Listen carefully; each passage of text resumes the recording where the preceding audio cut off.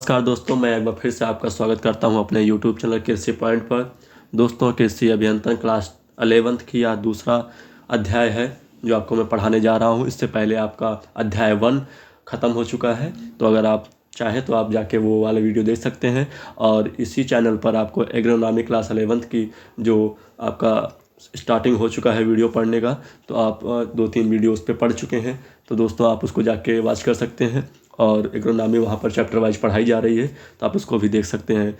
दोस्तों, अगर चैनल पे आप पहली बार हैं, नए हैं, तो सब्सक्राइब कर लें चैनल को, क्योंकि हम आपके लिए कृषि एग्रीकल्चर से रिलेटेड आपके लिए वीडियो लाते रहते हैं। क्लास 11th अभी कराया जा रहा है, फिर कुछ दिन बाद क्लास 12th भी आपका कराया जाएगा। तो ऐसे ही वीडियो पाने के लिए आप हमारे चैनल को सब्सक्राइब कर लें और अपने दोस्तों के पास शेयर कर दें जो भी एग्रीकल्चर का स्टूडेंट हो।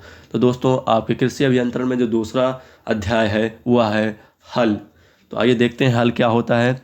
तो दोस्तों, हल की जो पहली परिभाषा है, हल वह यंत्र है जो बीज बोने से पहले खेत की तैयारी में मिट्टी को खोदने, पलटने, चीरने तथा भुरभुरी करने का कार्य करता है। अगला जो पॉइंट है दोस्तों, हल का कार्य।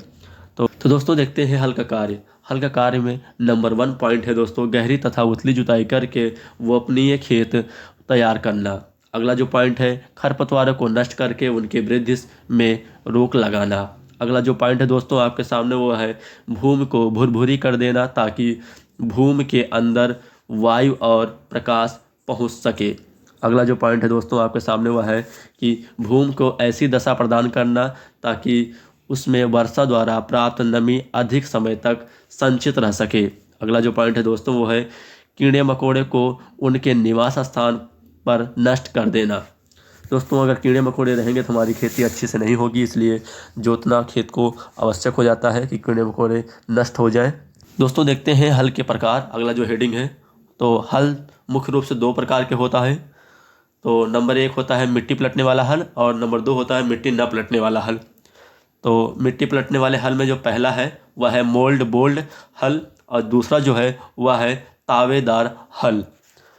तो अगला जो है मिट्टी न पलटने वाले में, तो मिट्टी न पलटने वाले में लकड़ी का देसी हल और दूसरा जो है लोहे का देसी हल। अगला जो पॉइंट है दोस्तों आपके लिए वो है देसी हल। तो इसमें देखते हैं, देसी हल हल नहीं है, लेकिन उसको प्राचीन काल से प्रयोग में लाते हैं, इसलिए हल की संज्ञा दी गई है। बढ़ते हैं अगले स्लाइड की तरफ। दोस्तों, आपके लिए अगली जो स्लाइड है वो है देसी हल के भाग। देसी हल के भाग।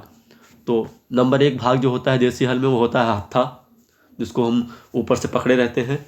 तो इसमें क्या है, इसमें है कि दोस्तों इसके ऊपरी सिरे पर एक मुठिया लगी होती है, जिसे पकड़कर हल को काबू में रखा जाता है। अगला जो पॉइंट है वो है हरीस। हल में हरीस लगी होती है दोस्तों। तो इस हरीस क्या होती है, इसके ऊपरी सिरे पर 2 या 2 से अधिक खूंटियाँ लगी होती हैं। इनकी सहायता से हल को जुए से जोड़ा जाता है। अगला जो पॉइंट है दोस्तों वो है परोठा। तो परोठा क्या होता है दोस्तों, परोठा खाने वाला नहीं दोस्तों, परोठा हल वाला। तो यह त्रिकोणीय आकार का होता है, इसमें लोहे का फार लगा होता है। अगला जो पॉइंट है दोस्तों वो है फार। फार क्या है, यह लोहे की चौकोर छड़ की बनी होती है। यह छड़ लगभग 60 सेंटीमीटर लंबी और 2.5 सेंटीमीटर चौड़ी और 2 से 4 सेंटीमीटर मोटी होती है, जिसका भार 3 से 4 किलोग्राम होता है। अगला जो पॉइंट है दोस्तों वह है आपके सामने पच्चर या फाना। तो पच्चर या फाना क्या होता है ये देखते हैं। यह लकड़ी का एक चौकोर टुकड़ा होता है, जिसे छील कर एक और पतला कर दिया जाता है। इसे हत्था और परोठे के उस छेद में लगाया जाता है जिसमें हरीस बैठाई जाती है। अगला जो पॉइंट है दोस्तों वो आपके सामने है देसी हल के गुण। तो देसी हल के गुण में देखते हैं, नंबर 1 जो पॉइंट है दोस्तों, देसी हल में मिट्टी पलटने वाला मोल्ड बोल्ड नहीं होता है।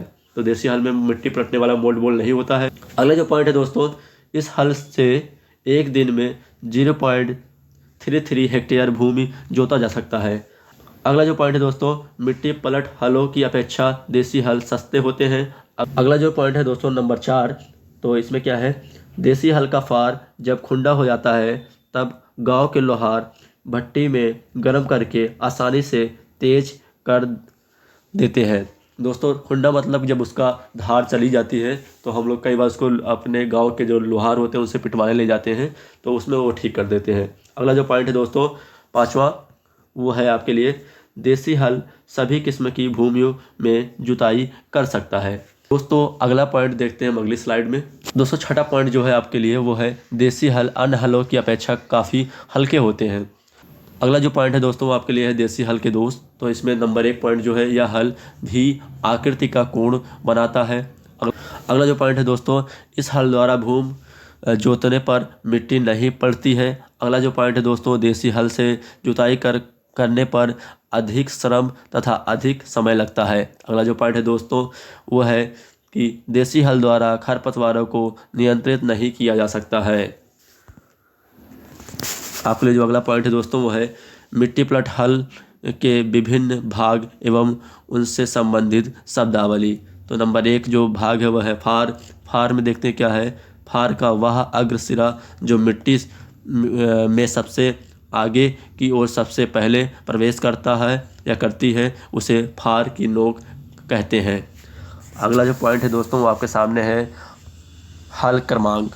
हल क्रमांक क्या होता है दोस्तों, तो फार की मिट्टी काटने वाले भाग के बाहरी भाग को फार का पंख कहते हैं। जो हल को रोकने का कार्य करती है उसे हल क्रमांक कहते हैं।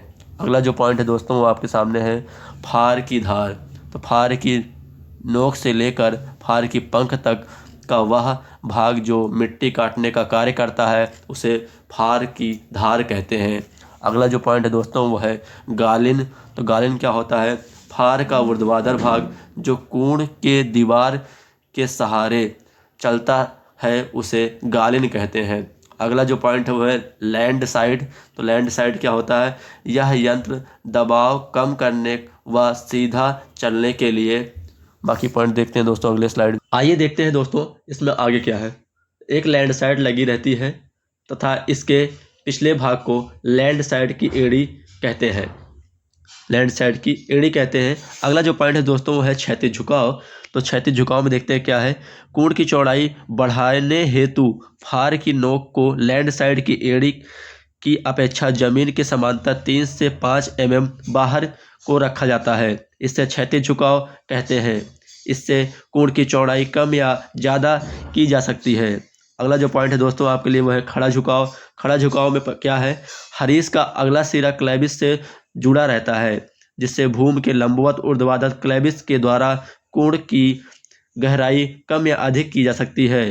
कोण की गहराई को बढ़ाने हेतु फार की नोक को लैंड साइड की एड़ी की अपेक्षा नीचे की तरफ 5.8 mm तक झुकी रहती है। इसे खड़ा झुकाव कहते हैं। आगे देखते हैं दोस्तों हल तल के भाग। तो हल तल के 4 भाग होते हैं। नंबर 1 फार, नंबर 2 दावरोधी, नंबर 3 मिट्टी पलट, नंबर 4 हलमूल।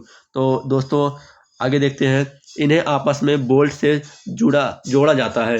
बोल्ट से जोड़ा जाता है। अगला जो पॉइंट है दोस्तों वो है फार। तो फार में देखते हैं दोस्तों, इन हलों के फारों को 2 भागों में बांटा गया है। नंबर एक बनावट के आधार पर। तो बनावट के आधार पर 5 प्रकार के होते हैं। नंबर 1 सिन फार, नंबर 2 स्लिप फार, नंबर 3 स्लिप नोज फार। दोस्तों देखते हैं अगला भाग आगे की स्लाइड में। तो दोस्तों बढ़ते हैं फार के आगे भाग पर। तो नंबर 4 पर जो है वह छड़ फार है। नंबर 5 पर जो है वो है सीधा फार।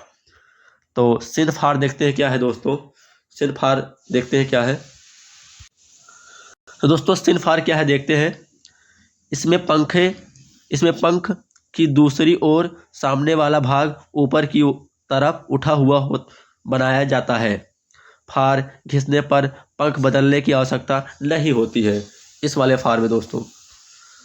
अगला जो है दोस्तों वो है स्लिप फार। ये ढलवा लोहे को ढालकर इस्पात के बनाए जाते हैं। इनका फार बिंदु आगे की ओर निकला होता है। अगला जो पॉइंट है दोस्तों वो है स्लिप नोज फार। यह फार बनावट में स्लिप फार की तरह होता है, लेकिन इसकी नोक अलग होती है। यह फार पंजाब हल में लगा रहता है। अगला जो पॉइंट है दोस्तों वो है सीधा फार।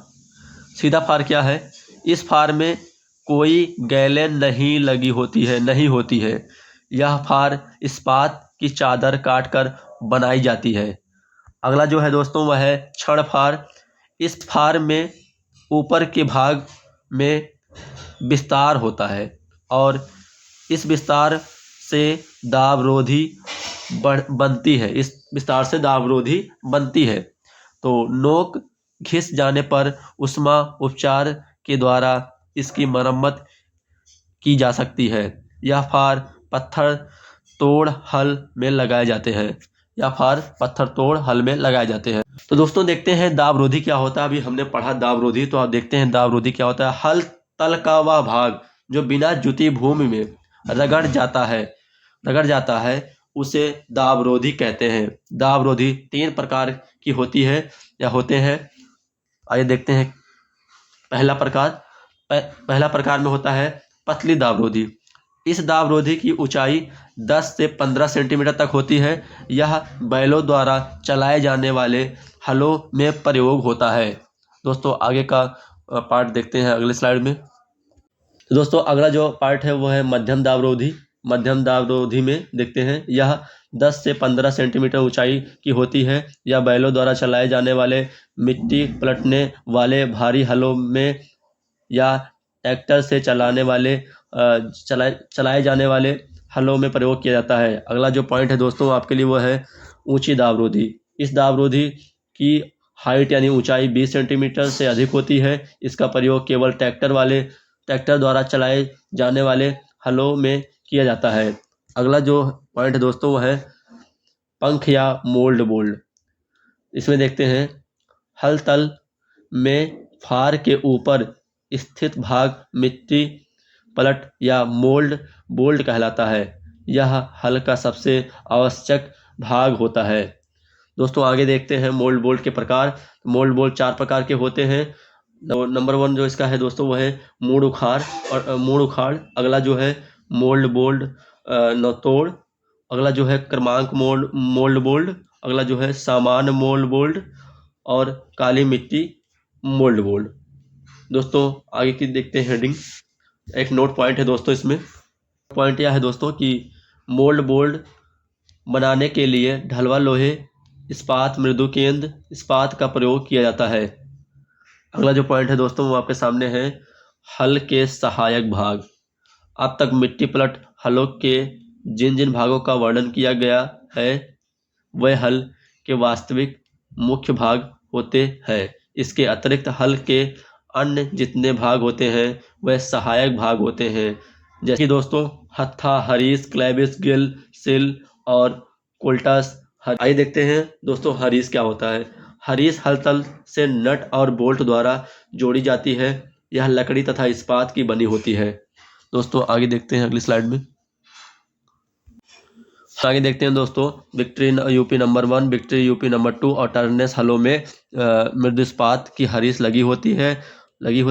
मेस्टन, प्रजा और पंजाब वाह हल में लकड़ी की हरीस लगी होती है। आगे देखते हैं दोस्तों क्लेविस क्या होता है दोस्तों। तो क्लेविस में हरीस के अगले सिरे पर एक विशेष प्रबंध होता है या होती है जिसके द्वारा हल को बैलों के जुओं से जोड़ा जाता है। जुआ मतलब जुआड़ दोस्तों। इस प्रबंध को क्लेविस कहते हैं। क्लेविस 2 प्रकार की होती है या हलों में 2 प्रकार की क्लेविस लगी होती है। नंबर 1 क्षैतिज, नंबर 2 ऊर्ध्वाधर। आइए देखते हैं क्षैतिज क्लेविस क्या होती है। दोस्तों यहाँ क्षैतिज ऊर्ध्वाधर नहीं होगा, यहाँ पर होगा क्षैतिज क्लेविस होगा। यहाँ पर दोस्तों ये नहीं होगा, यहाँ पर नहीं होगा, यहाँ पर केवल क्षैतिज क्लेविस होगा। तो आइए देखते हैं। यह क्लेविस हरीस के अगले सिरे पर भूमि के समांतर लगा होता है जिससे कूड़ की चौड़ाई कम या अधिक की जा सकती है दोस्तों। तो आइए देखते हैं दोस्तों क्षैतिज क्लेविस में क्या होता है दोस्तों। तो यह क्लेविस हरीस के अगले सिरे पर भूमि के समांतर लगा होता है जिससे कोण की चौड़ाई कम या अधिक की जा सकती है। तो दोस्तों ये क्षैतिज क्लेविस आप जान गए होंगे। अगला जो है दोस्तों वो है ऊर्ध्वाधर क्लेविस। ऊर्ध्वाधर क्लेविस क्या होता है मैं आपको बताता हूँ। तो ऊर्ध्वाधर क्लेविस में दोस्तों क्या होता है, यह हरीस पर भूमि के लंबवत लगा होता है जिसमें बीच के सुराख के ऊपर की ओर रस्सी लगी रहती है। रस्सी करने से गहराई बढ़ती है तथा विपरीत दिशा में गहराई घटती है। अगला जो पॉइंट है दोस्तों आपके लिए हत्था। हत्था क्या होता है दोस्तों, आइए देखते हैं। तो हल पर नियंत्रण रखने के लिए हत्थे का प्रयोग किया जाता है। हत्थे का प्रयोग किया जाता है। हल्के हल्के हाथों से एक हत्था तथा भारी हाथों से 2 हत्था का प्रयोग किया जाता है। अगला जो है दोस्तों वो है गहराई नियामक। ये क्या होता है दोस्तों, आइए देखते हैं गहराई नियामक। तो दोस्तों गहराई नियामक का एक पहिया होता है। गहराई नियामक का एक पहिया होता है। 2 हत्थे वाले हलों में दो हत्थे वाले हलों के आगे भाग पर क्लैविस के पीछे लगा होता है। यह दोस्तों यह एक ब्रैकेट पर चलता है। दोस्तों ये यहाँ पर जो खाली स्थान है यहाँ पर ब्रैकेट लिखा जाएगा। मैं लिखना भूल गया हूँ शायद, तो आपको लिख के बता दे रहा हूँ दोस्तों कि यहाँ पर लिखा जाएगा यह एक ब्रैकेट पर चलता है। तो दोस्तों इसको आप ध्यान से लिख लीजिएगा और ये यहाँ पर ब्रैकेट रहेगा दोस्तों। अगला जो है कार्य, हल को एक स्थान से दूसरे स्थान पर ले जाने, दोस्तों आगे देखते हैं अगली स्लाइड में सहायता देगा। अगला जो पॉइंट है दोस्तों वह है हल को नियंत्रित रखना, जिससे चलते समय इधर उधर ना भागने पाए। अगला जो है दोस्तों वह है पॉइंट आपके लिए है कोल्टस। कोल्टस क्या है दोस्तों, आइए देखते हैं कोल्टस क्या होता है। तो दोस्तों कोल्टस जो होता है दोस्तों मिट्टी पलट हल का विशेष संगनी भाग है जिनको हरीश से जोड़कर हल तल के आगे मिट्टी को ऊर्ध्वाधर काटा जाता है। तो दोस्तों इसमें जो पहला पॉइंट है वो है कोल्टस। दोस्तों 2 प्रकार के होते हैं, एक सरकवा कोल्टस और एक लुढ़कवा कोल्टस। तो सरकवा कोल्टस क्या होता है ये देखते हैं। सरकवा कोल्टस पहले पढ़ लेते हैं, उसके बाद आपको इमेज दिखाता हूँ कैसा होता है। तो सरकवा कोल्टस में इन्हें हरीश से लटका दिया जाता है। ये सिन के बाएं ओर लगे होते हैं और फार के नोक के लगभग 2.25 सेंटीमीटर ऊंचे रखे जाते हैं। तो इसके बाद देखते हैं दोस्तों, आइए सरकवा कोल्टस का चित्र। दोस्तों आपके सामने ये एक चित्र है जिसका नाम है सरकवा कोल्टस, और ये सरकवा कोल्टस का चित्र है। आपने अपने किताबों में देखा होगा, ये सरकवा कोल्टस है। आप इसको ध्यान से देख लीजिए, इसका इमेज भी बना लीजिएगा। अभी इसके पहले आपको हम सरकवा कोल्टस पढ़ा चुके हैं, तो आप इस इमेज को देख लीजिएगा ध्यान से, और इसके बाद हम आपको पढ़ाते हैं लुढ़कवा कोल्टस। दोस्तों जो अगला कोल्टस होता है वह होता है लुढ़कवा कोल्टस। तो आइए देखते हैं लुढ़कवा कोल्टस क्या होता है। इसमें जो पहला जो इसमें पॉइंट है वो देखते हैं क्या है। ये तवे के आकार के होते हैं और हरीश में टंगे रहते हैं। इन कोल्टस के किनारे पैने होते हैं। इस प्रकार के कोल्टस बहुत अच्छा काम करते हैं। दोस्तों इसके बाद आपको हम इसकी इमेज दिखाते हैं कि कैसा होता है ये। दोस्तों इसको ध्यान से देख लीजिए, ये है लुढ़कवा कोल्टस। आपने अपने किताबों में देखा होगा, ये चित्र बनाने को आता है। आप ये ध्यान से देखिएगा, ये है लुढ़कवा कोल्टस। अगला जो हेडिंग है दोस्तों आपके सामने है जॉइंटर्स। जॉइंटर्स क्या होता है ये देखते हैं। तो जॉइंटर मिट्टी पलटने वाले हल का छोटा सा नमूना होता है जो हल तल के आगे हरीश के आगे कोल्टस की भांति जोड़ा जाता है, जो हल के मुख्य तल के आगे छोटी कूड़ मिट्टी तथा घास खुरचता है। आगे बढ़ते हैं दोस्तों, आगे क्या है। आगे है दोस्तों कि हल संबंधी कुछ परिभाषिक शब्द। तो उसमें सबसे पहला है दोस्तों आपके सामने, वो है भार सह बिंदु। भार सह बिंदु क्या होता है। यदि हम किसी हल को समतल भूमि पर रख दें तो हम देखते हैं कि पूरे हल का बोझ 3 बिंदुओं पर पड़ता है, और ये 3 बिंदु हल को सीधा रखते हैं। ये 3 बिंदु कौन कौन से हैं दोस्तों देखते हैं। नंबर 1 फार की नोक, नंबर 2 फार की पंख, नंबर 3 दाब रोधी का तल। दोस्तों जो अगला पॉइंट है आपके लिए वो है हल का आकार। तो हल का आकार क्या है दोस्तों, आइए देखते हैं। तो मिट्टी पलट हल की सेंटीमीटर में मापी गई चौड़ाई को हल तल का आकार कहते हैं। आगे देखते हैं दोस्तों अगली स्लाइड में। दोस्तों इसमें देखते हैं फार के पंख से दावरोधी तक लंबवत दूरी को नापकर ज्ञात किया जाता है। अगला जो पॉइंट है दोस्तों वो आपके लिए है कूण की मिट्टी। वह मिट्टी जो फार और मिट्टी पलट द्वारा काटी, उठाई और पलटी जाती है, कूण की मिट्टी कहलाती है। अगला जो पॉइंट है दोस्तों वो आपके लिए है कूण। तो खेत जोतते समय हल तल हटाने जाने पर बनी वीवर को कूण कहते हैं। अगला जो पॉइंट है दोस्तों वह है आपके लिए खुला कूण। तो मिट्टी पलट हल द्वारा खेत जोतते समय जो अंतिम कूण बनती है, खुला कूण कहलाती है। अगला जो पॉइंट है दोस्तों वो आपके लिए है कि पृष्ठ कूण। तो पृष्ठ कूण में है जब भीतर से बाहर की ओर खेत जोता जाता है, दो ओर की कूण को मिट्टी एक साथ पड़ती है, जिसके कारण खेत में एक मेड़ बन जाता है। इस कूण को पृष्ठ कूण कहते हैं। अगला है खड़ा झुकाव। खड़ा झुकाव क्या है दोस्तों? फार की नोक का दावरोधी पेंदी की अपेक्षा नीचे की ओर अर्थात भूमि के लंबवत जो झुकाव होता है उसे खड़ा झुकाव कहते हैं। अगला जो पॉइंट है दोस्तों वो आपके लिए है क्षैतिज झुकाव।